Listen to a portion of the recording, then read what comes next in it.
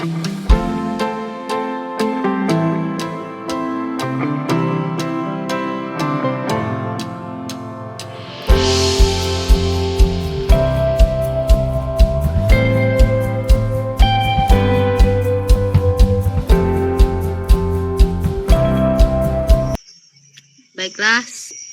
selamat malam Bapak Ibu. Assalamualaikum warahmatullahi wabarakatuh. Waalaikumsalam warahmatullahi wabarakatuh. Puji syukur kita ucapkan kehadiran Allah Subhanahu wa Ta'ala. Karenanya kita masih diberikan kesempatan untuk berkumpul di webinar dengan tema diseminasi budaya positif pada malam hari ini. Selawat beserta salam selalu tercurah buat junjungan kita, yakni Nabi besar Muhammad Shallallahu Alaihi Wasallam. Yang terhormat Bapak Kepala Sekolah, Bapak Evitra, Kepala Sekolah SMP 28 Sijunjung. Yang terhormat calon guru penggerak Angkatan 10, Ibu Nora, SPDI. Yang terhormat Bapak Ibu yang sempat hadir pada malam hari ini. Langsung saja. Terima kasih Pak Devi. Halo, keterangan suara Pak saudara. Baik Pak. Aman Pak. Assalamualaikum warahmatullahi wabarakatuh. Waalaikumsalam warahmatullahi wabarakatuh. Ya, sama-sama kita hormati Bapak Ibu majelis guru. Alhamdulillah pada hari ini kita mencoba ombel kita. Mudah-mudahan ini berjalan dengan lancar. Pertama-tama sekali marilah kita panjatkan puji dan syukur kita kepada Allah Subhanahu wa Ta'ala yang telah memberikan rahmat dan hidayah kepada kita bersama sehingga kita bisa melaksanakan ombel pertama kita dicoba. Mudah-mudahan ini lancar. Dan tidak lupa kita kirimkan salam dan salawat kita kepada Nabi besar Muhammad Sallallahu Alaihi Wasallam. Bapak-bapak, ibu-ibu yang sama-sama kita hormati, mudah-mudahan ombel kita ini berjalan dengan baik dan nanti menjadi bermanfaat bagi kita bersama. Nanti kita akan melaksanakan, mungkin akan jadikan rutinitas kita dalam melaksanakan kalau ada hal-hal yang penting yang perlu kita bicarakan pada saat hari libur kita. Oleh sebab itu, Bapak Ibu yang mempunyai kemampuan dalam IT Zoom meeting ini, mari kita berbagi. Ya, nanti kalau hal ini sudah terwujud dan berhasil pada hari ini, besoknya kita akan buka lebih besar lagi kegiatan kita ini. Ya, mudah-mudahan kita semuanya mempunyai kemampuan dalam hal ini. Jadi kita tidak mau kalah dengan sekolah-sekolah penggerak. Sekolah penggerak aja sudah melaksanakan kegiatan ini. Kita sama Bu Nel pernah ikut itu dalam kegiatan Kombel SMP 14. Jadi sama dengan kita, masih dalam tahap belajar juga. Jadi jangan takut Bapak Ibu dalam membagi budaya positif ini. Jadi ini untuk sementara waktu tidak apa-apa, kita di ruang lingkup kita aja dulu. Sambil kita belajar, sambil kita belajar dalam masalah IT. Padahal ini kan semuanya kan udah lama ya, Bapak Ibu. Kegiatan ini kan, cuma kita tidak berani untuk mencobanya. Alhamdulillah ini sekarang kita coba walaupun dalam bentuk SMP 28. Mudah-mudahan kalau memang udah siap itu Ayu sebagai guru praktik itu kita laksanakan besok yang lebih besar lagi. Kalau lebih besar kan ada poinnya enggak dengan di sekolah kita atau poin bagi diri kita kan dalam berbagi praktik. Mungkin itu pada hari ini serta sambutan itu mudah-mudahan menjadi renungan bagi kita bersama. Jadi renungan bersama untuk lebih membesarkan lagi kegiatan kita ini. Sebelum Bapak akhiri acara kita ini, ambil absen dulu. Ini keluar tadi nampaknya. Bunda, buka kamera satu dulu. Sebelum diakhiri acara ini, Pak kata sambutan, buka kamera satu. Hadir. Hadir satu. Rika, Iis, Pak Mar, Tapi enggak bisa. Bunda, barang. Bunda, ini keluar.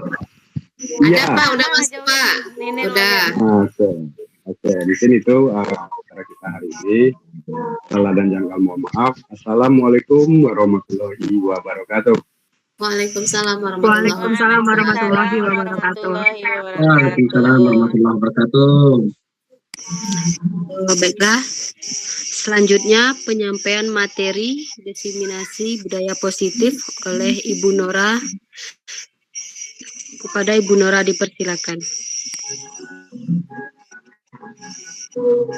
Assalamualaikum warahmatullahi wabarakatuh.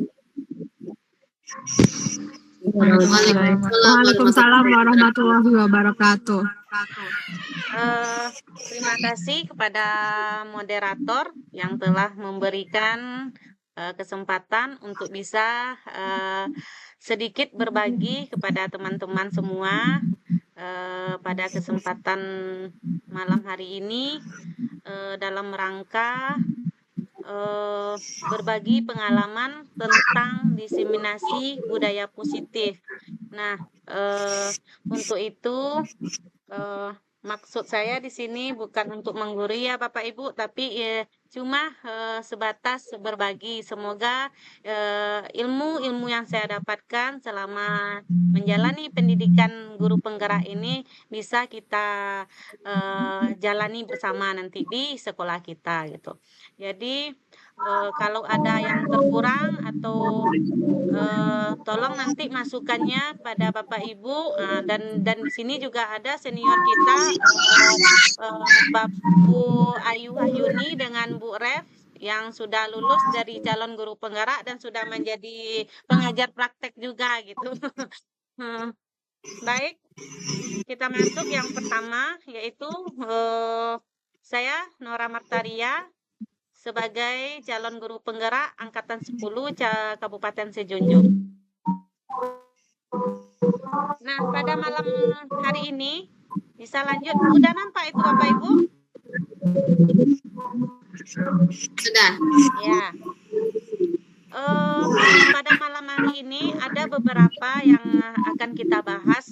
Yang pertama itu konsep kunci budaya positif. Yang terdapat dalam konsep budaya positif ini yaitu perubahan paradigma belajar, yang kedua disiplin positif, yang ketiga motivasi perilaku manusia, yang keempat kebutuhan dasar manusia, yang kelima keyakinan kelas, keenam posisi kontrol restitusi. Yang terakhir itu segitiga restitusi. Nah, ada beberapa poin-poin yang terdapat dalam konsep-konsep budaya positif. Inilah nanti yang bisa kita berupaya kita akan mencoba menerapkan budaya positif ini di sekolah kita gitu. Ya, lanjut Bu Yani. Kemudian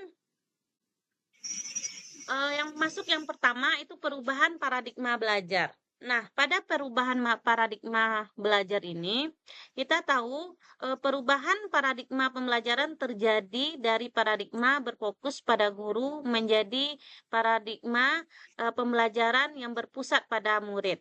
Nah, sebelumnya kita tahu bahwa pembelajaran itu hanya terfokus pada guru. Tetapi sekarang dengan berjalannya waktu, berubahnya kurikulum, maka pembelajaran itu sudah terfokus pada murid, atau yang disebut juga dengan student center. Sistem pembelajaran pendidikan paradigma lama menempatkan murid sebagai objek pembelajaran, bukan individu yang aktif mengkonstruksi pengetahuan dan menemukan makna belajarnya sendiri. Pembelajaran paradigma baru atau kurikulum merdeka merupakan pembelajaran yang berorientasi pada penguatan kompetensi dan pengembangan karakter yang sesuai dengan dimensi profil Pancasila.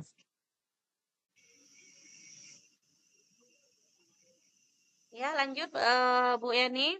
Yang kedua kita masuk itu tentang disiplin positif. Nah, disiplin positif ini adalah suatu pendekatan untuk menerapkan disiplin dari dalam diri anak tanpa hukuman dan hadiah. Nah, disiplin positif perlu diterapkan baik dalam lingkungan keluarga maupun lingkungan sekolah. Dengan menerapkan disiplin positif ini, diharapkan tindak kekerasan dapat dihindari. Nah, disiplin positif ini mungkin bisa kita mulai dari diri kita sendiri gitu. Nanti bisa berimbas kepada siswa kita. Lanjut Bu Yani. Ya, yang selanjutnya itu motivasi perilaku manusia. Menurut Dian Goosen menyatakan ada 3 motivasi perilaku manusia. Yang pertama yaitu untuk menghindari ketidaknyamanan atau hukuman. Yang kedua, untuk mendapatkan imbalan atau penghargaan dari orang lain. Yang ketiga, untuk membaca, untuk menjadi orang yang mereka inginkan dan menghargai diri sendiri dengan nilai-nilai yang mereka percayai. Nah, itu motivasi perilaku manusia. Jadi ada 3 nanti perilaku pada anak. Jadi anak ini sering menghindari ketidaknyamanan atau yang disebut dengan hukuman. Begitu juga anak melakukan sesuatu adalah ingin mengharapkan imbalan atau penghargaan gitu. Dan yang ketiga nanti apabila anak berbuat termotivasi dia untuk melakukan sesuatu, berarti ada yang mereka inginkan untuk menghargai diri sendiri dan nilai-nilai yang mereka percayai. Itulah wujud motivasi perilaku manusia. Begitu juga yang terdapat pada anak-anak murid kita. Ya, lanjut. Selanjutnya kebutuhan dasar manusia. Nah, kebutuhan dasar manusia ini itu ada 5 yang dapat kita ketahui. Yang pertama itu kebutuhan bertahan hidup. Nah, kebutuhan bertahan hidup ini mungkin seperti yang kita hadapi sekarang itu kebutuhan makan, minum, pakaian gitu. Itu merupakan kebutuhan bertahan hidup. Kemudian yang kedua, kebutuhan disayang dan diterima. Nah, jadi anak kita ini bukan hanya ingin mendapatkan pembelajaran, tetapi kebutuhan dasar mereka ini juga ingin disayang dan diterima, Bapak Ibu. Selanjutnya, kebutuhan pengakuan atas kemampuan atau penguasaan. Jadi, anak ini juga membutuhkan bahwa dia ingin mendapatkan pengakuan dari dia, baik dari prestasi atau kemampuan potensi yang dia miliki. Selanjutnya, kebutuhan akan kebebasan. Nah, jadi anak ini juga ingin mendapatkan kebebasan. Di sini kebebasannya tentu kita akan memberikan arah gitu. Jangan terlalu masih ke arah positif kebebasannya gitu. Kemudian yang kelima, kebutuhan akan kesenangan. Nah, jadi ada 5 bentuk dasar manusia ini yang harus terpenuhi untuk menerapkan disiplin positif atau budaya positif. Ya, lanjut Bu Yani. Nah, selanjutnya keyakinan kelas. Nah, keyakinan kelas ini adalah persetujuan yang dibuat bersama antara guru dengan murid. Selanjutnya akan ditaati bersama dengan tujuan menciptakan lingkungan belajar yang kondusif. Contohnya dari keyakinan kelas ini yaitu setiap anggota kelas perlu saling menghargai. Itu dalam bentuk keyakinan kelas. Kemudian yang kedua, berkomitmen terhadap setiap kelas, setiap tugas. Nah, itu bentuk sebuah keyakinan. Nah, di sini ada saya lampirkan sedikit, saya paparkan perbedaan antara peraturan dan keyakinan. Mungkin selama ini kita menyamakan antara peraturan dan keyakinan. Pada dasarnya itu memiliki perbedaan Bapak Ibu. Kalau keyakinan ini adalah semacam bentuk opsi-opsi yang kita setujui atau yang kita sepakati secara bersama untuk kita lakukan. Sedangkan peraturan ini peraturan ini adalah dari keyakinan yang telah kita buat inilah nanti kita terapkan dalam bentuk aturan gitu. Nanti akan ada konsekuensi atau sanksi jika aturan itu dilanggar oleh anak. Ya, lanjut. Nah, yang selanjutnya itu posisi kontrol restitusi. Nah, berdasarkan pada teori kontrol, Dr. William Glasser berkesimpulan bahwa ada 5 posisi kontrol yang diterapkan oleh seorang guru, orang tua atau atasan dalam melaksanakan kontrol, yaitu yang pertama itu sebagai penghukum. Yang kedua, sebagai pembuat rasa bersalah. Yang ketiga, sebagai teman. Yang keempat, sebagai pemantau. Yang kelima, sebagai manajer. Nah, nanti di sini Bapak Ibu bisa menyaksikan sebuah video. Nah, kira-kira kita sebagai guru itu posisi kita sudah sampai di mana gitu? Apakah kita masih sebagai penghukum atau sebagai pembuat rasa bersalah? Sebagai teman, pemantau, ataupun sebagai manajer gitu. Di sini pada posisi kontrol restitusi, kita dianjurkan posisi kita itu yang seharusnya pada posisi manajer. Kenapa Bapak Ibu dianjurkan kita sebagai posisi manajer ini? Karena posisi inilah yang terbaik yang bisa berdampak baik untuk anak maupun untuk kita gitu. Kalau dari segi penghukum, pembuat merasa bersalah, teman, pemantau itu masih belum gitu. Ya, lanjut Bu Yani. Nah, ini Bapak Ibu bisa dilihat itu contoh 5 posisi kontrol. Mulai dari penghukum, pembuat merasa bersalah, teman, pemantau maupun manajer. Nah, di sini contohnya seperti penghukum. Penghukum ini pada perkataan misalnya guru berbuat atau berkata. Berbuat seperti menghardik, menunjuk-nunjuk, menyakiti, menyindir, itu bentuk penghukum gitu. Posisi kita sebagai penghukum. Kemudian yang kedua, pembuat orang merasa bersalah. Nah, di sini contohnya Bapak Ibu kalau pembuat merasa bersalah, kita sering merendahkan gitu. Nanti kamu nanti Ibu merasa bersalah ketika kamu melakukan itu. Intinya kita merendah, sehingga anak murid ini merasa bersalah terhadap dirinya kalau dia melakukan itu. Itu yang pembuat merasa bersalah. Kemudian teman. Nah, pada posisi teman ini kita menyamakan posisi kita sebagai teman, Bapak Ibu. Nah, jadi bentuk bentuknya atau dampaknya kalau sebagai teman ini anak kurang menghargai kita. Jadi dia menganggap diri dia dengan kita itu sama saja.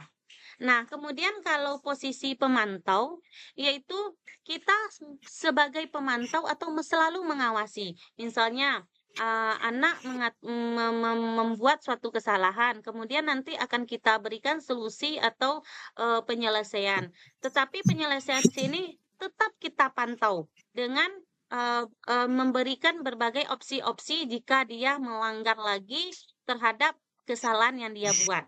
Itu yang sebagai pemantau. Kemudian kalau sebagai manajer ini kita tidak lagi memantau, tidak lagi sebagai teman, tetapi kita di sini mencarikan solusi dengan mengajukan beberapa pertanyaan-pertanyaan yang nanti menemukan titik terang dari permasalahan mereka. Jadi permasalahannya datang dari mereka, solusinya datang pula dari mereka. Maksudnya di sini dari anak kita gitu. Ya, lanjut Bu Yani. Nah, di sini nanti silakan Bapak Ibu lihat posisi kita sebagai guru. Bisa disimak ya Bapak Ibu tentang video sini.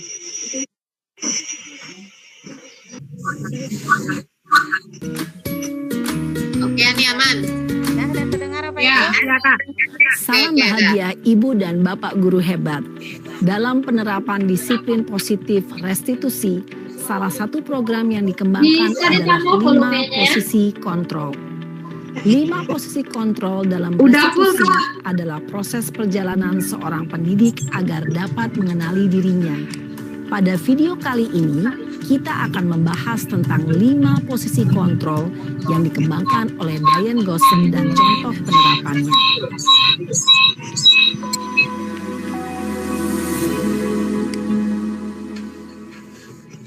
Lima posisi kontrol itu adalah 1. Posisi penghukum, 2. Posisi pembuat merasa bersalah, 3.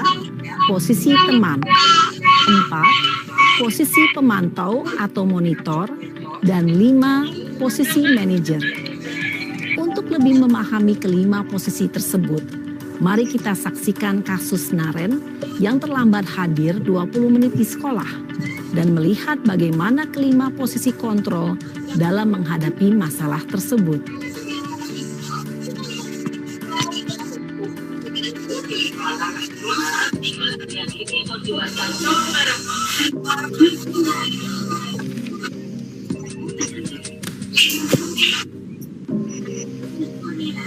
Naren! Sini kamu. Selamat pagi, Bu. Selalu terlambat.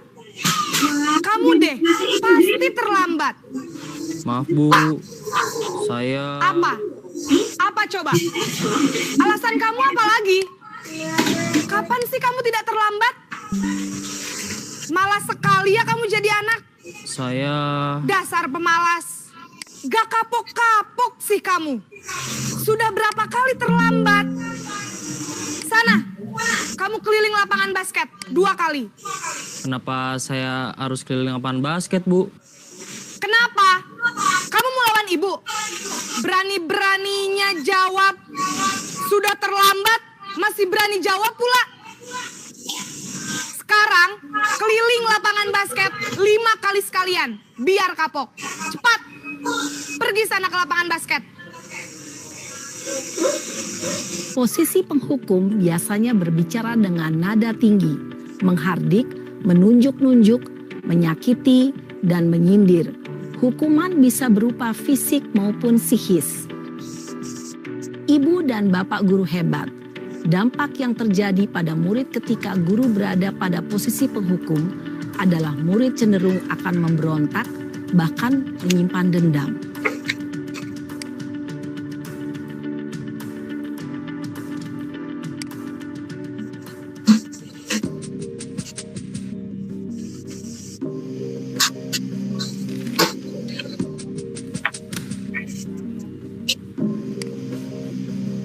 Naren!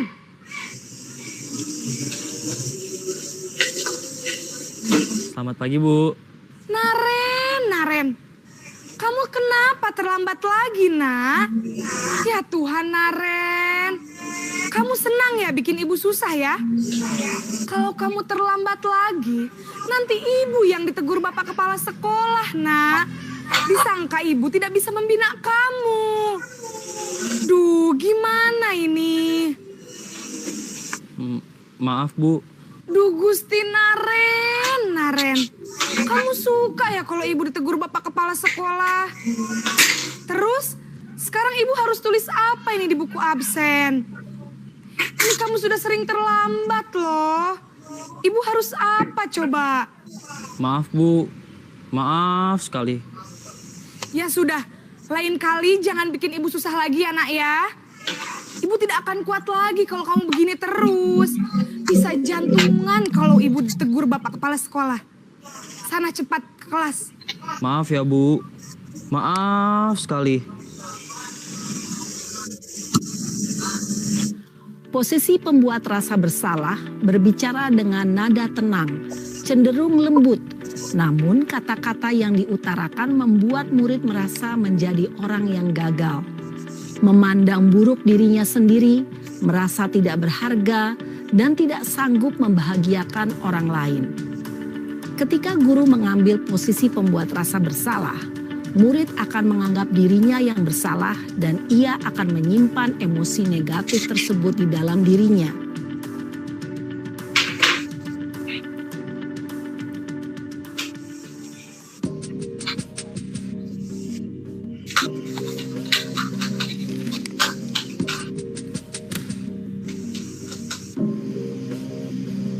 Naren!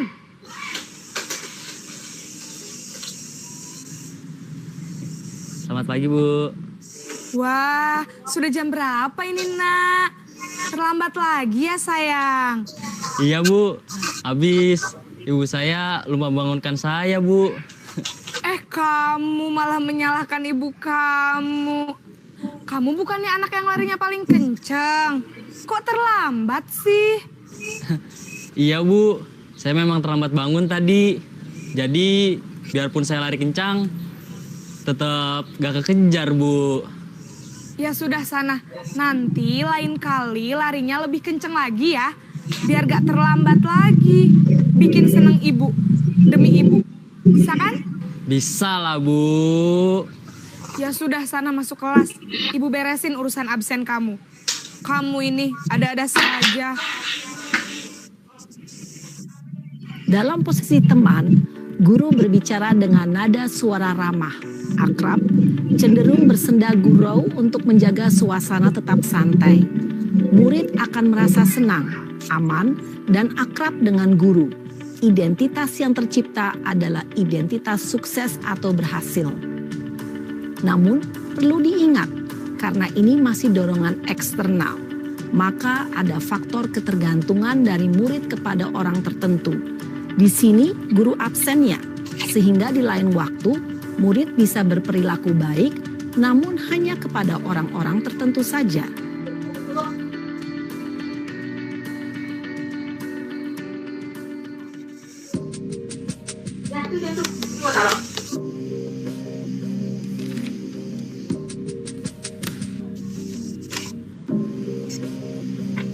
Naren!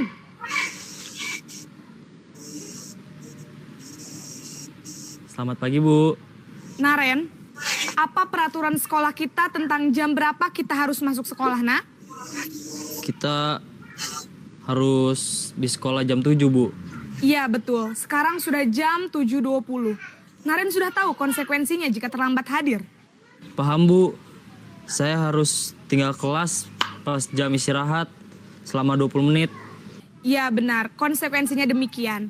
Jadi nanti jam 9.30 pas istirahat, kamu harus tinggal di kelas, kerjakan tugas tambahan untuk ketertinggalan kamu, ya? Baik Bu. Posisi pemantau mengandalkan penghitungan atau data untuk mengontrol murid. Guru mengarahkan murid berdasarkan peraturan dan konsekuensi. Seorang pemantau menunjukkan bahasa tubuh dan ekspresi wajah yang datar dan cenderung formal.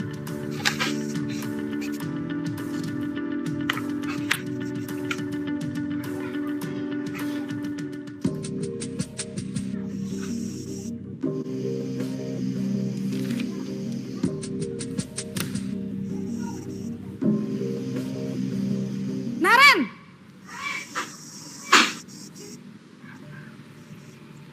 Selamat pagi Bu. Selamat pagi, Naren. Maaf Bu, saya terlambat. Iya, sekolah masuknya jam 7, sekarang sudah jam 7.20.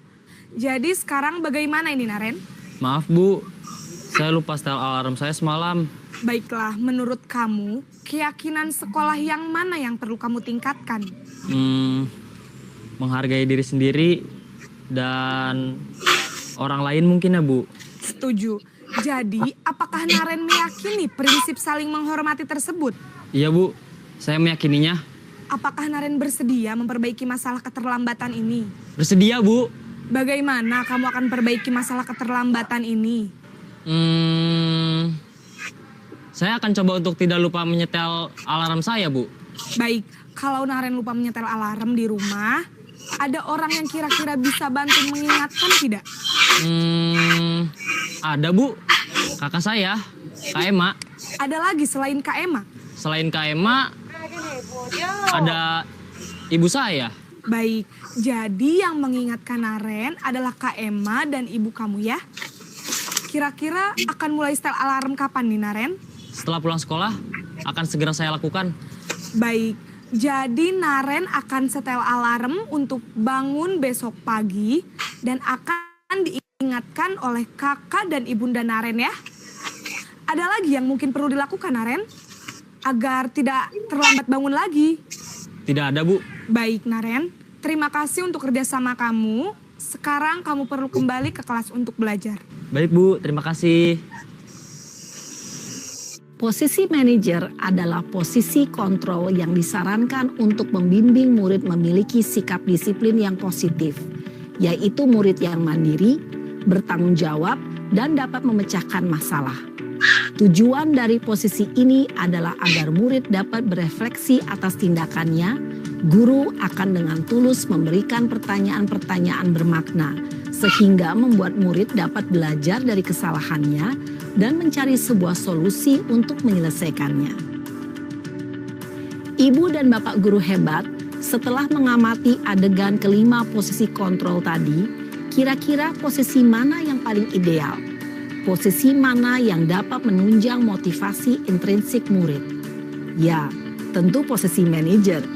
Posisi ini memang posisi ideal yang ingin dituju setiap pendidik. Pada posisi inilah, guru dapat menerapkan disiplin positif yang berpihak pada murid, yang memerdekakan murid. Perjalanan seorang pendidik tentunya tidak mudah untuk sampai pada posisi seorang manajer. Namun, tujuan kita pasti, yaitu menciptakan murid-murid yang mandiri, merdeka, dan bertanggung jawab. Semoga penggambaran 5 posisi kontrol yang telah diperlihatkan ini dapat menjadi ajang refleksi bagi kita semua, agar dapat terus mengasah dan menerapkan disiplin positif yang memerdekakan murid. Mari terus berlatih dan bersemangat. Selamat menerapkan. Salam dan bahagia, Ibu dan Bapak guru hebat.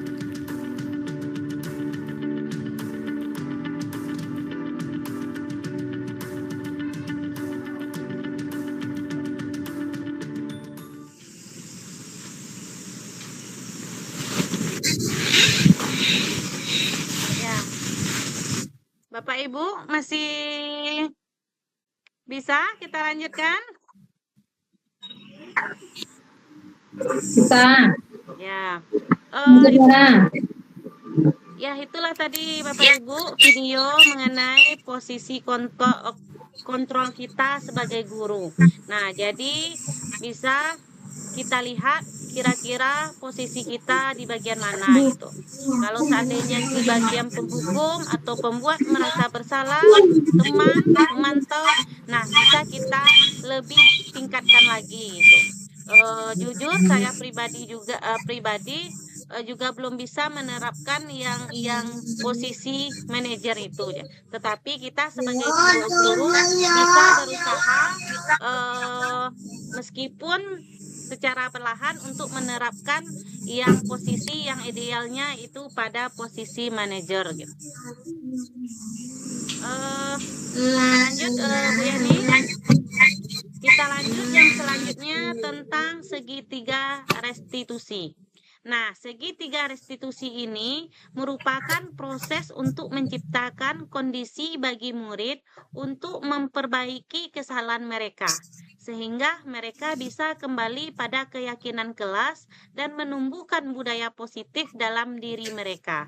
Nah, ini yang disebut dengan segitiga restitusi.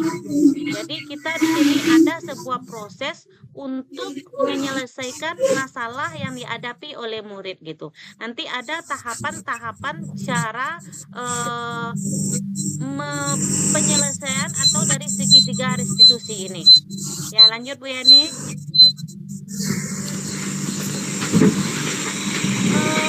Tahapan segitiga restitusi ini itu ada 3 Bapak Ibu. Yang pertama itu menstabilkan identitas. Itu yang pertama. Menstabilkan identitas ini, jadi kita bertanya dulu apa permasalahan anak kita yang terjadi. Kita stabilkan dulu hal-hal apa saja yang terjadi pada diri anak.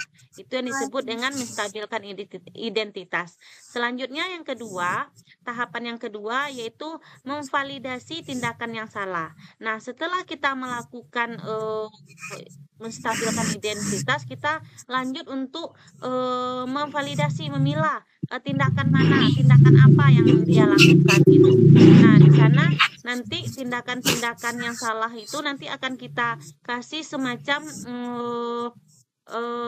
arahan supaya dia bisa lebih jujur, lebih transparan dalam mengungkapkan masalah-masalah yang dia hadapi. Lanjut yang ketiga itu menanyakan keyakinan.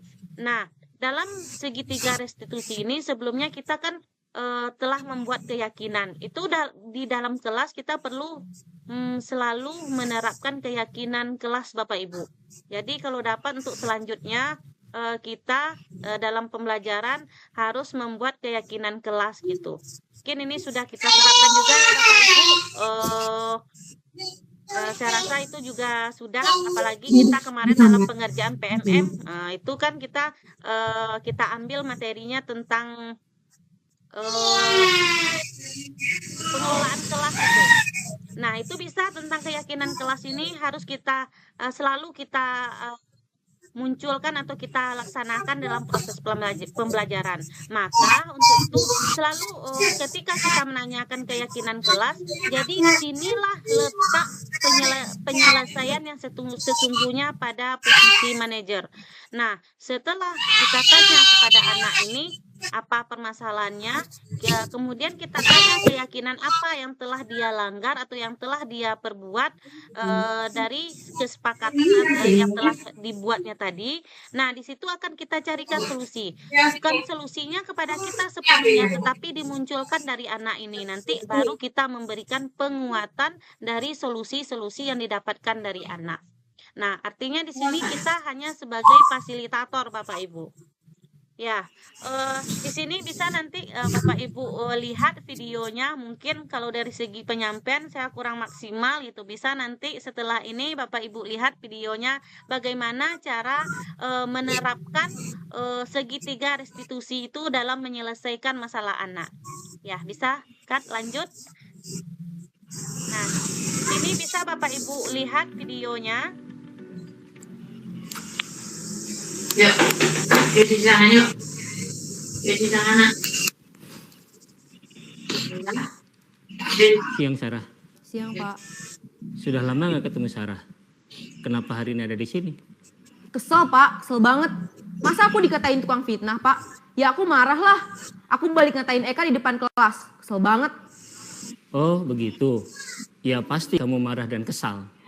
Bapak juga akan marah apabila ada yang menuduh Bapak seperti itu. Kemudian pada saat itu kamu mau melakukan apa? Ya saya langsung ngatain Eka lah, Pak. Kesel banget.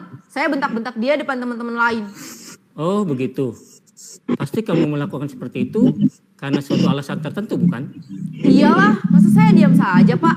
Ya saya bela diri lah. Masa saya dituduh tukang fitnah? Ya wajar lah. Harga diri itu sesuatu yang penting buat kamu.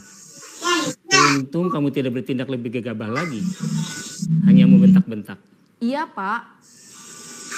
Untung saya masih bersabar dan hanya membentak saja. Sudah gemes padahal. Saya pasti bela diri. Ya pasti ya.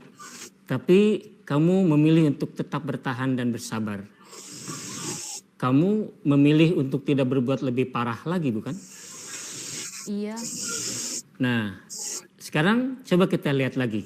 Tindakan kamu yang bentak-bentak Eka di kelas. Tindakan kamu itu kira-kira sesuai dengan keyakinan kelas atau prinsip kamu tidak? Enggak lah, Pak. Capek, Pak, jadi pemarah. Jadi keyakinan atau prinsip mana yang kurang sesuai dengan keinginan kamu? Ya, saya sebenarnya sangat menghargai orang lain. Mungkin saat itu saya menjadi emosi, jadi tidak menunjukkan sikap itu. Kamu meyakini tidak? Menghargai orang lain itu penting buat kamu. Yakinlah, Pak. Iya, setuju. Kita harus saling menghargai. Namun, ada juga keyakinan yang kita sepakati yang perlu kita jalankan apabila kita sedang marah, bukan? Ya, saya bisa lebih proaktif, mulai dengan diri sendiri. Saya bisa jadi lebih bersabar, mengambil waktu jeda untuk berpikir mau apa selanjutnya. Kira-kira kamu bersedia memperbaiki masalah ini tidak? Bersedia, Pak. Kalau kamu memperbaiki masalah ini, kamu akan menjadi orang seperti apa? Saya akan menjadi orang yang bertanggung jawab kali ya, Pak. Dan senantiasa proaktif. Iya, menurut kamu bagaimana rasanya menjadi orang seperti itu? Ya nyaman lah, bangga bisa bersabar dan menahan diri. Baiklah kalau begitu. Yuk kita pikirkan bagaimana memperbaiki masalah ini.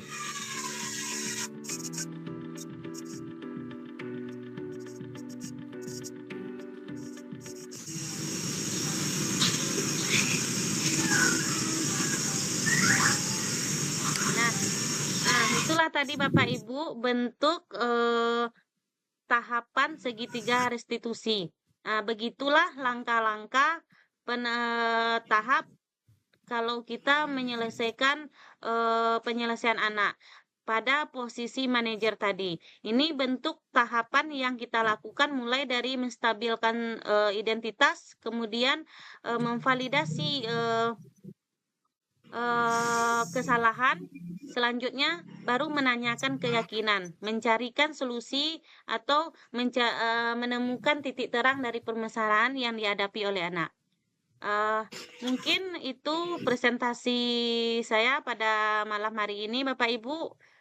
Kembalikan lagi kepada moderator. Baiklah, itulah penyampaian materi tentang diseminasi budaya positif oleh Ibu Nora Martaria SPDI. Lanjut, yaitu sesi tanya jawab. Jadi jika Bapak Ibu masih ada yang ragu, dipersilakan.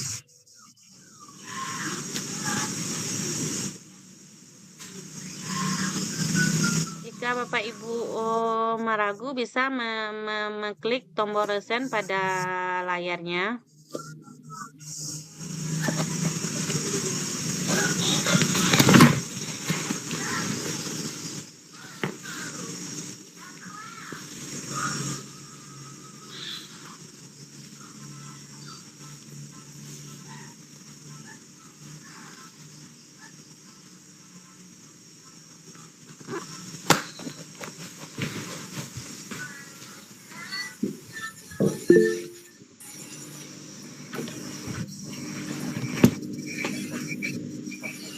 Oke, silakan kepada Bu Ayu.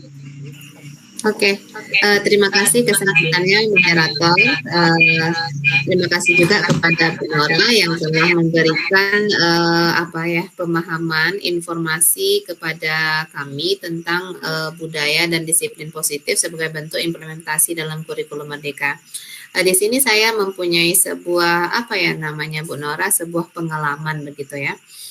Ketika kita mencoba menerapkan segitiga restitusi di sekolah, terkadang anak-anak itu ketika kita menerapkan tahapan-tahapan segitiga restitusi ini, ada validasi tindakan yang salah begitu kan, ada 3 tahapan ini, anak-anak ini merasa dia tidak bersalah begitu. Jadi dia itu bukan bukan kesalahan saya begitu kan, dia tidak mengakui kesalahan itu sebagai bentuk penyimpangan atau perilaku negatif gitu. Pertanyaan saya di sini sebagai seorang guru, bagaimana upaya kita agar anak-anak ini dengan penerapan segitiga restitusi ini bisa mengikuti ketiga alur ini. Jadi dia nanti kita lakukan 3 tahapan ini, mereka dengan sadar, kesadaran diri, kesadaran penuh, mengakui bahwa apa yang mereka lakukan itu merupakan sebuah tindakan yang salah. Jadi kita bisa melakukan dan menerapkan segitiga restitusi ini dengan baik. Karena ini pengalaman pribadi saya, anak-anak itu cenderung tidak mau mengakui ya tindakan-tindakan mereka itu sebagai sesuatu hal yang negatif. Terima kasih atas kesempatannya Bu Nara. Assalamualaikum warahmatullahi wabarakatuh. Waalaikumsalam warahmatullahi wabarakatuh. Bagaimana Bu Revi? Apakah langsung dijawab? Oh, baiklah, langsung saja Ibu Nora langsung dijawab kayaknya. Oke. Ya, terima kasih pada Ibu Ayu yang telah memberikan sebuah pertanyaan. Ini sebenarnya berbagi pengalaman juga ya Bu Ayu. Mungkin kalau kita sudah berbicara mengenai di sekolah gitu, di lingkungan sekolah itu banyak sekali yang akan kita temui, apalagi ini masalah anak, permasalahan yang dihadapi oleh anak gitu kan, mulai dari permasalahan yang kecil sampai permasalahan yang besar. Nah, itulah tugas kita sebagai guru, bagaimana kita ini bisa menyelesaikan tugas anak. Kadangkala permasalahan ini bahkan sampai di luar lingkungan sekolah penyelesaiannya gitu. Nah, menurut saya seperti pengalaman yang dialami oleh Bu Ayu tadi gitu kan, bisa jadi nanti kita lihat dulu kebutuhan anak ini Bu Ayu. Kebutuhan anak ini kan nanti ada kebutuhan dasar manusia itu ada 5 gitu. Nah, coba kita tinjau dulu bagaimana kebutuhan mereka gitu. Apakah semua kebutuhan ini sudah terpenuhi atau belum gitu. Jadi bisa jadi itu akan berdampak kepada diri dia gitu, kepada diri anak ini, sehingga mereka tidak mau mengakui. Karena nanti kalau dia mengakui, anak ini lebih cenderung ada rasa ketakutan. Jadi nanti dimotivasi anak itu nanti ada ketika dia berbuat masalah, dia takut mendapatkan hukuman atau konsekuensinya, sehingga dia sering menganggap dirinya itu atau sering berbohong terhadap perilaku yang dia lakukan. Nah, disinilah tugas kita yang paling berat gitu, yaitu cara kita bagaimana kita memenuhi kebutuhan anak ini supaya bisa tercapai. Mulai dari kebutuhan hidup, kalau kebutuhan pemenuhan hidup sudah yakin kita sudah terpenuhi secara maksimal ya. Nah, seperti kebutuhan penguasaan, kebutuhan disayang dan diterima, kemudian kebutuhan kebebasan dan kesenangan, bisa jadi di antara yang 5 kebutuhan itu belum terpenuhi sehingga berdampak kepada anak gitu. Mungkin itu sedikit jawaban dari saya, Bu Ayu, atau kalau ada teman yang lain memiliki pengalaman bisa juga berbagi di sini mengenai penerapan implementasi budaya positifnya di sekolah, di lingkungan sekolah kita.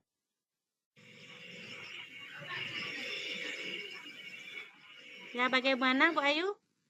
Mungkin itu jawaban dari saya. Saya kembalikan lagi Oke, kepada terima moderator. kasih Bu Nara. Jawabannya Bu Nara itu membuka pemikiran dan inspirasi juga untuk saya untuk diterapkan di sekolah. Terima kasih. Bagaimana Bu Ayu? Apakah sekarang sudah puas atau masih ada ragu lagi? Sudah berarti ya? Oke, sudah Bu Revi. Oke, ada lagi Bapak Ibu yang masih ragu? Silakan.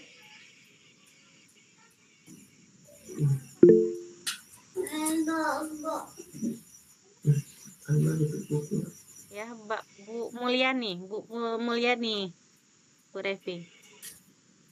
Oh ya, silakan Ibu Yani. Bu Mulyani. Terima kasih moderator.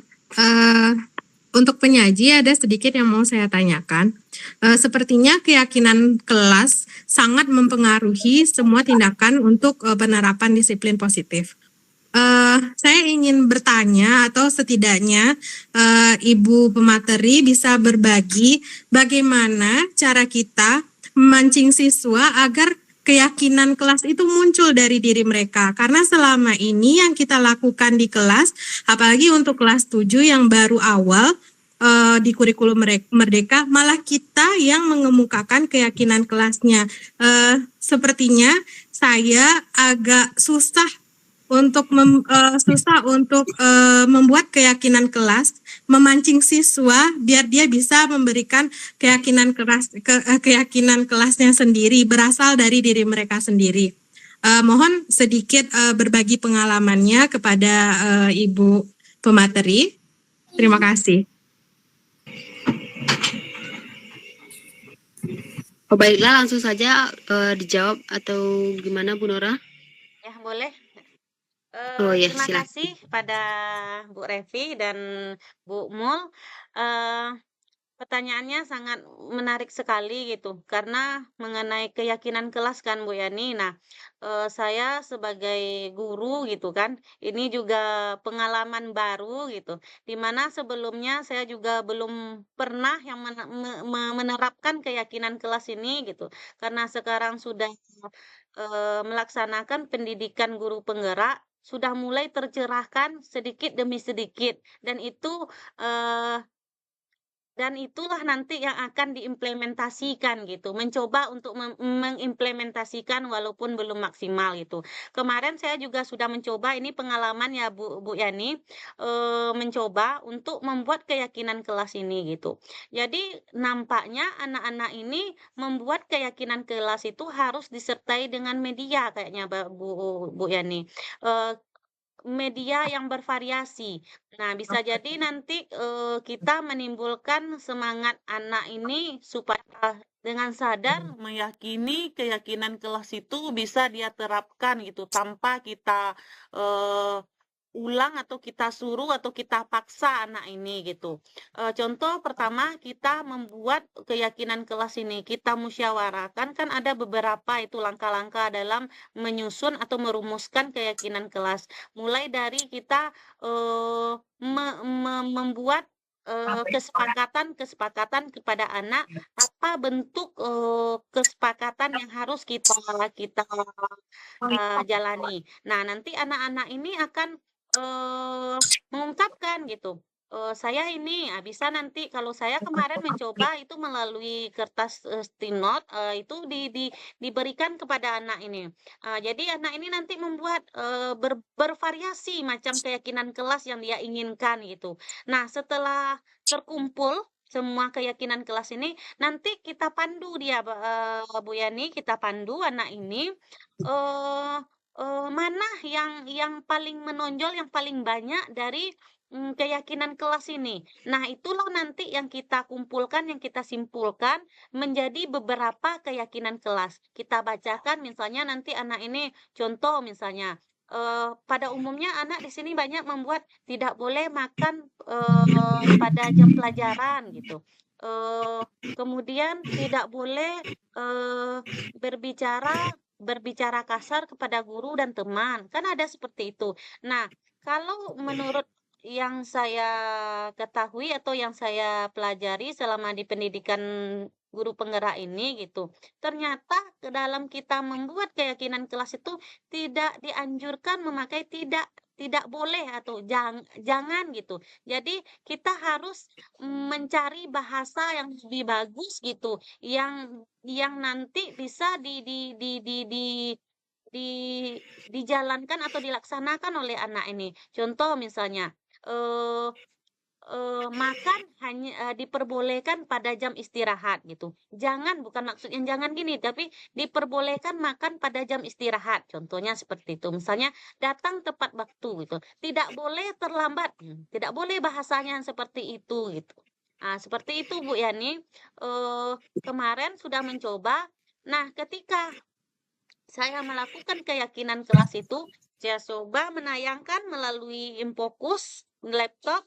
Nah, ketika anak ini mencoba untuk mengembangkan atau keyakinan kelas yang dia inginkan, nah anak ini akan lebih terarah. Jadi dia bertanya, Bu, jadi untuk kedepannya harus ini yang akan kita lakukan. Ya, kita jawab, iya Bu, iya Nak. Nah, nanti ini yang akan kita sepakati. Nah, apabila nanti anak ini melanggar gitu atau ada yang dia langgar dari keyakinan kelas yang telah disepakati, nah inilah tadi posisi kita sebagai guru yang 5 posisi tadi Bu Yani.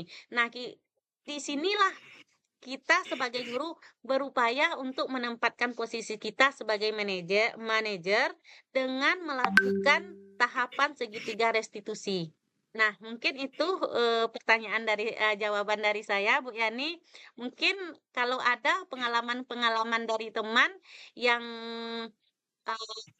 tentang budaya positif bisa menambahkan. Ya, kembali lagi kepada moderator. Baik, itulah jawaban dari Ibu Nora. Bagaimana Bu Yani? Udah puas atau masih kurang gitu?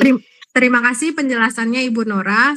Semoga pengalaman Ibu Nora mengajar dengan menerapkan kesepakatan kelas untuk menerapkan disiplin kelas juga bermanfaat bagi saya, terutama dalam kita yang baru mulai melaksanakan kurikulum Merdeka. Terima kasih Ibu Nora. Semoga kita bisa menerapkan bukan saya saja ya Bu Yani, tetapi kalau dapat semua kita bisa nanti menerapkan keyakinan kelas ini di dalam proses pembelajaran kita. Baik, bagaimana Bapak Ibu, masih ada yang ragu? Atau masih kalau ada masukan silahkan. Ya Bu Nilma kayaknya Bu Revi.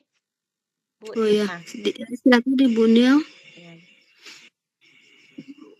Oke, terima kasih. Assalamualaikum warahmatullahi wabarakatuh. Waalaikumsalam warahmatullahi wabarakatuh. Jadi di sini kegiatan kita malam hari ini bagi saya ini sangat bermanfaat sekali, banyak sekali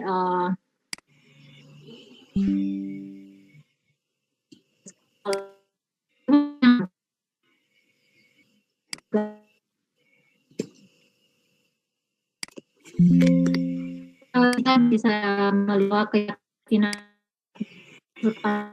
bisa menjadi acuan untuk cara yang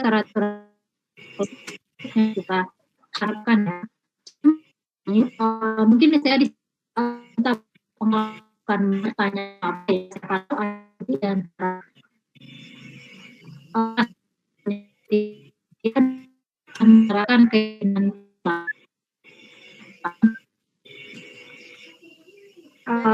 terkendala jaringan mungkin ya Bu Nil, suaranya tidak terdengar. Suaranya putus-putus Bu Nil. Iya, suaranya putus-putus. Ya, ini sinyal agak susah dengan. Iya. Nah, sini kita dan awal pembelajaran kita selalu mengingatkan bisa sesuai melanggar kesepakatan kelas. Nah, kita mengembalikan pada kesalahannya mereka apa konsekuensi yang atas kesalahan. Nah, ini akan ada beberapa itu yang pokoknya tahu karena kesepakatan yang juga nggak tahu. Dan itu cara kita bertanya jawabnya hanya nggak tahu.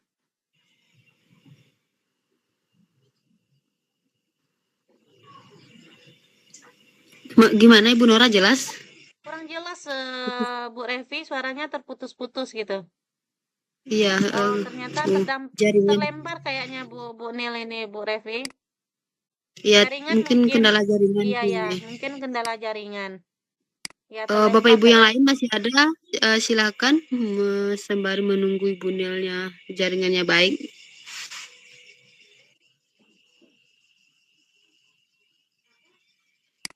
Jaringan nih.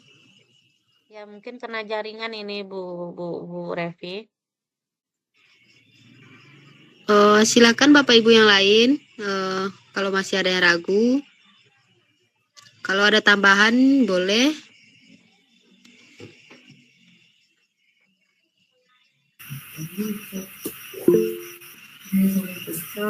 Silakan Bu Ayu. Baik, terima kasih kesempatannya Bu Revi. Mungkin sekali lagi di sini materinya menarik buat saya ya. Tadi kita menyinggung materi tentang 5 kebutuhan dasar. Ada kebutuhan tentang kelangsungan hidup, ada cinta dan kepemilikan, ada kekuasaan, ada kebebasan, dan ada kesenangan. Nah, sepertinya masalah-masalah yang kita hadapi di dalam menghadapi perilaku masalah ini, kelima masalah ini yang berhubungan dengan kebutuhan dasar ini kita temukan di diri anak, misalkan pada kekuasaan. Nah, anak-anak yang memiliki perilaku menyimpang akan kekuasaan, mereka cenderung untuk melakukan bully. Lalu anak-anak yang membutuhkan kebutuhan dasarnya berupa kebebasan, dia cenderung untuk melakukan tindakan untuk keluar dari kelas, seperti cabut begitu kan, atau izin keluar kelas, tetapi nanti masuknya sangat lambat sekali atau bahkan tidak masuk sama sekali. Lalu nanti ada cinta dan kepemilikan gitu kan. Jadi masalah-masalah ini sepertinya di kelas yang saya ampu begitu kan, ini banyak sekali yang saya temukan masalah-masalah perilaku penyimpangan anak ini. Nah, terkadang saya sudah melakukan pendekatan secara personal kepada si anak. Namun sepertinya pendekatan personal ini tidak efektif untuk mengatasi perilaku menyimpang ini. Yang ingin saya tanyakan di sini, apakah ada cara yang bisa kita lakukan untuk menghadapi perilaku menyimpang yang menjadi pemicunya adalah kekuasaan dan kebebasan. Sebab di sini saya lihat ketika saya melakukan komunikasi dengan orang tua, sepertinya orang tua ini fokus atau perhatiannya kepada anak ini, baik itu berupa bimbingan, perhatian, ataupun kontrol terhadap anak ini sangat rendah, Bu Nora, karena sesuai data yang kita miliki, anak-anak kita ini berada dari kalangan ekonomi menengah ke bawah. Jadi orang tua itu pada waktu siang, hari, sampai nanti sore, itu mereka fokus untuk bekerja gitu kan, baik di ladang maupun berdagang nanti. Jadi anak-anak ini bebas, jadi mereka memiliki kontrol yang kurang terhadap orang tua. Jadi perilaku menyimpang atau perilaku negatif ini banyak dimiliki oleh anak. Yang saya ingin minta masukan kepada Bu Nora adalah, sebagai seorang guru, saya sudah melakukan tahapan tadi, melakukan pendekatan personal kepada anak, melakukan pembicaraan dengan orang tua, tetapi cara ini sepertinya belum efektif. Lalu apa yang harus saya lakukan untuk mengurangi perilaku-perilaku menyimpang ini yang dasar atau akar masalahnya adalah dari kebutuhan dasar tadi. Terima kasih atas kesempatannya, Bu Nora. Oh ya, bagaimana Bu Nora, langsung dijawab, pertanyaannya jelas kan? Baik, sangat menarik sekali ya Bu Ayu. Nah, seperti kasus yang dialami oleh Bu Ayu kemarin, yang dialami oleh Bu Ayu. Nah, saya teringat ketika Ibu instruktur memberikan sebuah sebuah kata-kata peribahasa itu namanya ya, bahwa di dunia pendidikan itu pada dasarnya pendidikan bagi anak itu pendidikan pertama bagi anak atau bagi murid itu bukanlah sekolah. Itu pernyataan dia. Nah, akan tetapi pendidikan pertama itu sebenarnya adalah di dalam keluarga gitu. Akan tetapi orang tua banyak menempatkan bahwa keberhasilan anak ini memang di sekolah gitu. Akan tetapi pengontrolan atau dari orang tua ini tidak ada. Nah, inilah mungkin bisa jadi pemicu kenapa anak kita melakukan hal yang tersebut, karena dukungan dari orang tua tadi yang menganggap, persepsi orang tua tadi, dia menganggap bahwa pendidikan pertama itu sekolah, yang menyebabkan menunjang keberhasilan anak mereka itu adalah sekolah. Nah, pada dasarnya kata Ibu instruktur itu kemarin ini Bu Ayu, saya berelaborasi, ibu itu memberikan penguatan, itu sangat menginspirasi sekali bagi saya gitu. Ternyata kita sebagai orang tua pun kadang juga berpersepsi sama gitu, bahwa pendidikan sekolah ini merupakan keberhasilan anak. Pada dasarnya tidak. Pendidikan yang pertama itu adalah keluarga. Nah, nanti sekolah inilah nanti yang akan melanjutkan pendidikan dari keluarga tadi, yang dari dalam, dari intrinstiknya, dari dalam keluarga anak itu gitu. Itulah nanti yang akan menunjukkan keberhasilan anak itu. Mungkin itu Bu Ayu, bisa jadi nanti persepsi orang tua inilah yang harus kita coba, bisa jadi ini akan kita coba lagi gitu. Mungkin secara pendekatan sudah dilakukan oleh Bu Ayu gitu. Mungkin bisa jadi berulang kali nanti kita melakukan pendekatan dengan metode semacam nasihat, bahwa kita menyatakan bahwa pendidikan itu pendidikan pertama itu bukan di sekolah saja, tetapi yang pertama itu adalah di dalam keluarga. Mungkin itu dari saya, Bu Ayu. Balik kepada moderator. Iya, itulah jawaban dari Ibu Nora. Bagaimana Bu Ayu? Apakah merasa puas? Oke. Terima kasih Bu Nora. Mungkin di sini sebagai komunitas belajar ya, komunitas praktisi yang ada di sekolah, di sini Bapak Wakil Kepala Sekolah kita juga ada di sini, Bapak Kepala Sekolah kita juga tadi sudah bergabung. Di sini ada sebuah inspirasi, mungkin tindakan yang bisa kita lakukan sebagai penerapan aksi nyata kita untuk menghadapi perilaku menyimpang kepada anak ini. Mungkin dalam bentuk kegiatan parenting mungkin ya Bu Nora ya. Iya, bisa jadi. Kita adakan, bisa jadi itu yang terinspirasi oleh saya berdasarkan jawaban Bu Nora tadi. Kita lakukan parenting ya, kegiatan parenting mungkin 1 kali dalam 1 semester. Mungkin ini juga mungkin usulan kepada Bapak Waka kita nanti dengan Bapak Kepala Sekolah. Jadi kita undang wali murid, mungkin bisa ya Bu Nora. Jadi dengan adanya kegiatan parenting rutin ini kita bisa memberikan pemahaman, sosialisasi kepada orang tua bahwa pendidikan dasar itu yang paling utama adalah dari keluarga. Jadi keluarga adalah tempat mendidik yang utama dan pertama sekali, sekolah adalah pendidikan lanjutan. Mungkin pemahaman ini bisa kita lakukan dengan program secara nyata dari sekolah dan berkesinambungan. Terima kasih Bu Nora, ini juga usulan yang sangat luar biasa sekali, langsung tersampaikan kepada Bapak Wakil Kurikulum kita dan Bapak Kepala Sekolah. Terima kasih moderator. Assalamualaikum warahmatullahi wabarakatuh. Waalaikumsalam warahmatullahi wabarakatuh. Baik Bapak Ibu, masih ada yang ragu? Silakan Bu Nil. Gimana pertanyaannya jadi? Iya Bu Nil sudah bergabung. Oke, terima kasih moderator. Mohon maaf di sini sinyalnya agak sulit ya. Nanti takutnya sedang berbicara hilang lagi gitu. Tapi mudah-mudahan bagus ya. Di sini mungkin penjelasannya tadi udah cukup jelas, mungkin jadi dilanjutkan saja. Dari kasus yang saya temui di kelas, adanya siswa beberapa, tidak semua sih. Jika dia melakukan kesalahan, nah hanya kesepakatan kelas yang sudah ada dan seharusnya mereka lakukan, mereka selalu menjawabnya nggak tahu.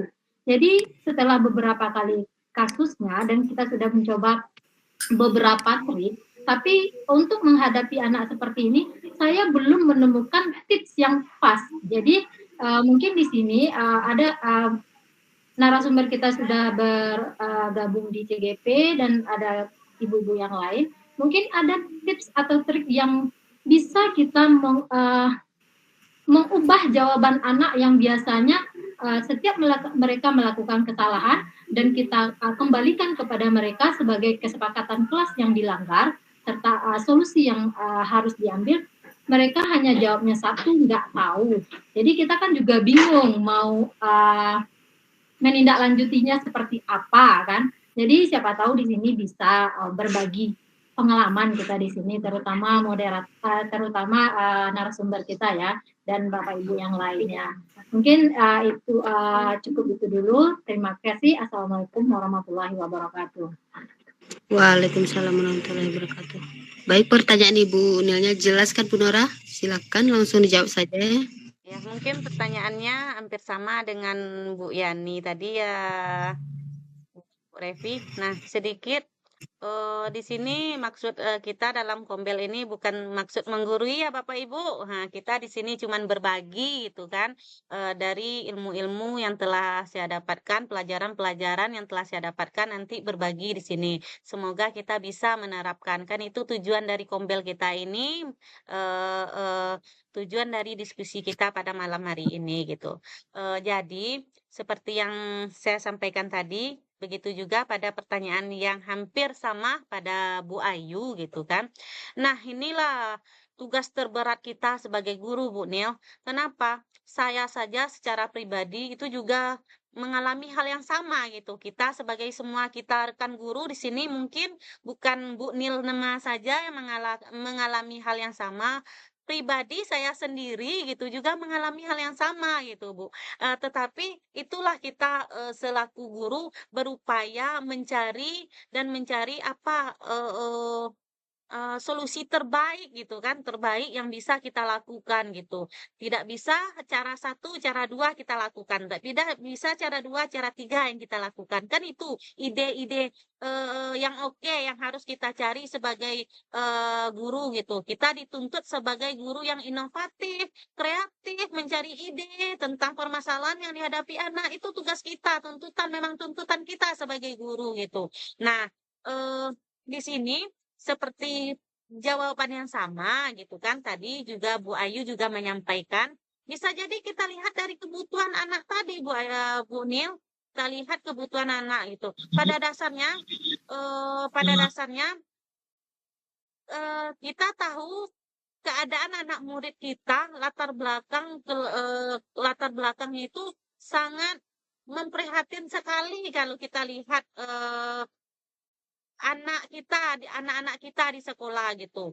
Dari segi keluarganya rata-rata dari segi pendidikan orang tuanya, dari segi pengontrolan orang tuanya di rumah itu sangat minim sekali sehingga berdampaklah ke sekolah. Dari segi bicaranya saja anak kita sudah tidak bagus gitu. Sudah menerapkan sudah nampak hal-hal negatifnya gitu. Apalagi nanti ketika kita melaksanakan keyakinan kelas ini memang agak susah Bu Nel. Nah, itulah nanti kita berupaya menerapkan, mungkin juga belum bisa sempurna kita lakukan, setidaknya kita bisa melakukan ini secara continue gitu. Kita tidak putus asa dengan satu trik saja gitu. Tidak bisa trik satu, trik dua kita lakukan gitu. Semoga kita mendapatkan jalan bahwa anak kita ini bisa nanti menerapkan budaya positif juga, sama halnya seperti kita, harapan kita kepada anak.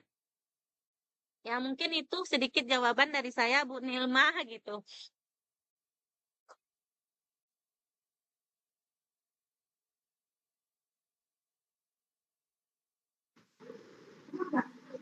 Oke, mohon maaf moderator, mungkin saya tanpa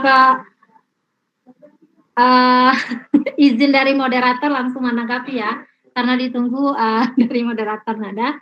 Jadi di sini saya bisa menangkap, terima kasih sekali atas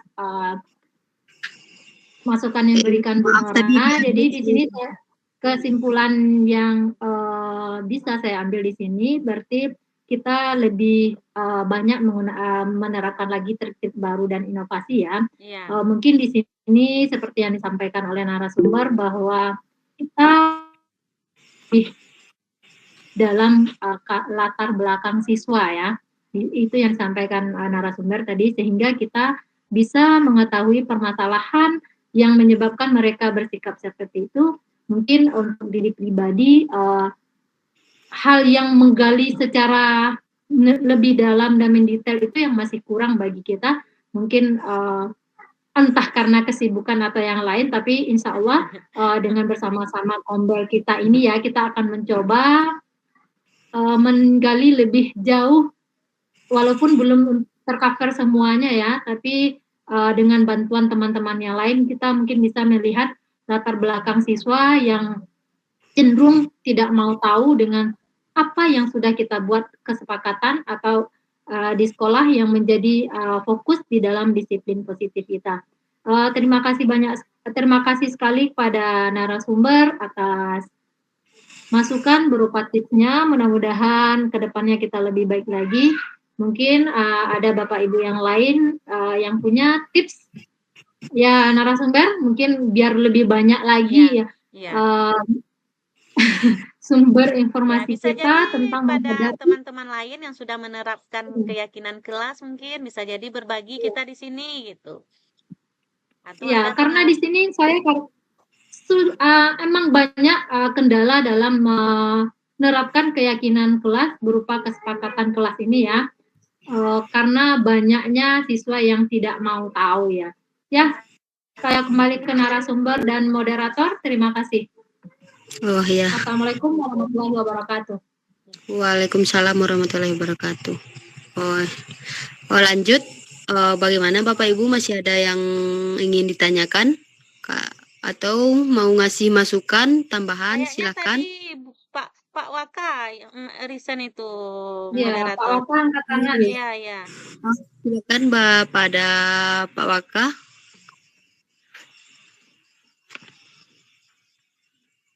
Masih ada. Assalamualaikum warahmatullahi wabarakatuh. Iya. Waalaikumsalam warahmatullahi wabarakatuh. Yang pertama tuh mantes aja yang tadi tuh mah. Iya boleh Bu Pak Mal. Terima kasih kepada moderator Bu Nora. Tentang masalah anak tadi, itu sangat setuju dengan pendapat Bu Ayu. Kalau bisa mungkin apa namanya tadi itu? Parenting. Kita mengadakan Parenting. Ya. Jadi tentang pendidikan anak, Pak Po-nya tentu dari orang tua, bahkan dari gurunya, apa istilahnya kok? Kerjasama dari wali murid, anaknya, termasuk mungkin gurunya. Jadi guru kok kalau ndak mood pulo, kadang-kadang yo untuk apa namanya istilahnya kok mengajar yang efektif kok payah aja. Jadi artinya apa poin yang tadi itu tentang parenting atau tentang kerjasama dengan orang tua, kalau bisa kita usahakan eksekusi. Jadi memang betul-betul diagendakan. Kalau tidak salah masuknya dia apa nama kok Ndak Bayu di KOSP ya, yang kerjasama dengan orang tua. Jadi mungkin bisa diagendakan, bisa eksekusi. Mungkin untuk itu. Mungkin itu. Assalamualaikum warahmatullahi wabarakatuh. Waalaikumsalam warahmatullahi wabarakatuh. Baik, itulah masukan dari Bapak Waka. Bagaimana Bapak Ibu, masih ada yang ingin ditanyakan?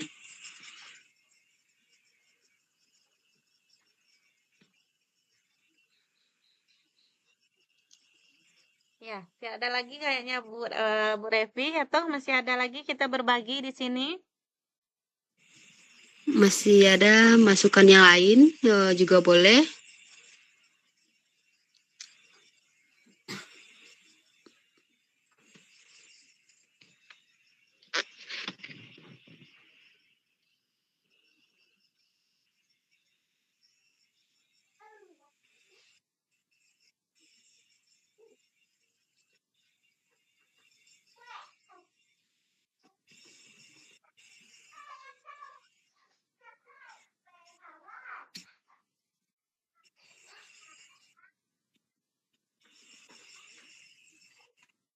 Kayaknya tidak ada ini lagi Bu Revi. Ya, mungkin sudah puas ya atau sudah saling udah pas kayaknya. Ya, sudah pas kayaknya. Bagaimana Bapak Ibu, pas atau gimana ini? Nanti kalau dapat Bu moderator, sebelum kita nanti moderator menutup, kalau dapat audien dalam forum ini nanti dibuka kameranya, kita foto bersama gitu ya. Karena ini merupakan bukti fisik juga bagi saya sebagai nanti untuk membuat sebuah aksi nyata tentang penerapan budaya positif ini gitu. Baik-baik Bu.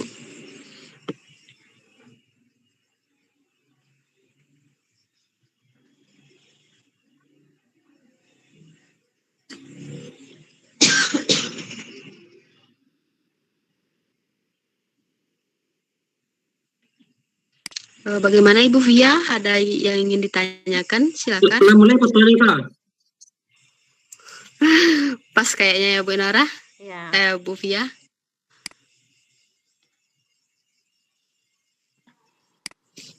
Mungkin foto bersama lagi tuh. Ya, foto bersama kita istirahat. lagi.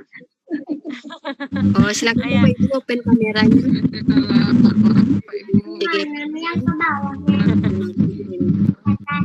Ya. Ya, pada Bapak Ibu boleh dibuka kameranya ya, Bunda.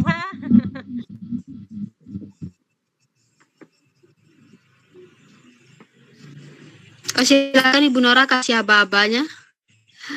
Ya, belum kayaknya.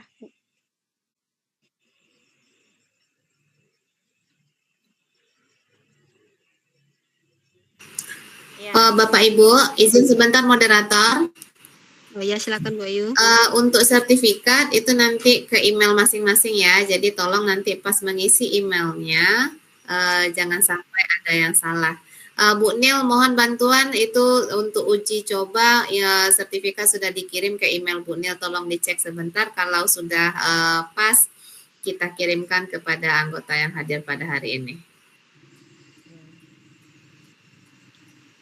Sudah siap Bapak Ibu, kita foto bersama dulu. Maaf ya Bu narasumber, kita nggak bisa ya. Iya ya, setidaknya separuh. Lagi ngasih makan. Iya. Iya. Oke, siap-siap ya Bapak Ibu. 1, 2, 3. Senyumnya.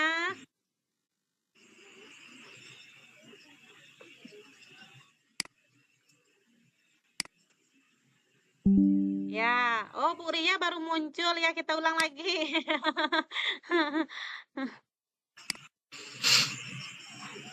Simpan dulu.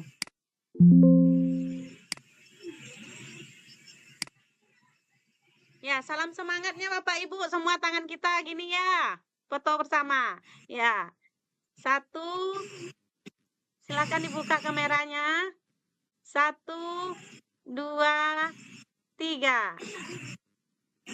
Ya, terima kasih Bapak Ibu yang telah mau berpartisipasi dalam kompel kita ini. Semoga kedepannya kompel kita bisa kita kembangkan lagi, lebih jangkauannya lebih luas lagi seperti yang disampaikan oleh Bapak Kepala tadi.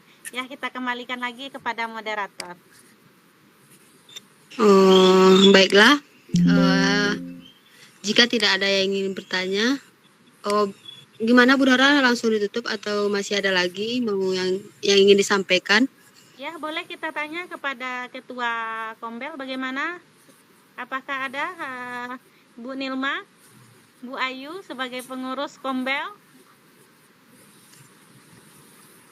Kalau tidak ada, menurut saya kalau tidak ada lagi yang mau bertanya atau berbagi pengalamannya, karena waktu kita ya udah mendekati ya, enggak apa-apa ditutup. Ya operator, mungkin kita tinggal menunggu sertifikat dikirim ke email masing-masing. Ya Bu Ayu. Oke, siap Bu Nil. Mohon bantuan Bu Nil dulu untuk cek email Bu Nil itu untuk tes awal itu ke email Bu Nil sudah dikirim. Udah dicoba, cuma masih muter-muter gitu. Pengertiannya, jaringannya sulit ya, lagi masih muter-muter dibuka emailnya. Sip. Ke yang lain ditunggu di email masing-masing ya Bapak Ibu ya. Ya, nanti dikonfirmasi aja ke chat ya, kalau udah bisa dibuka. Ya, terima kasih ya.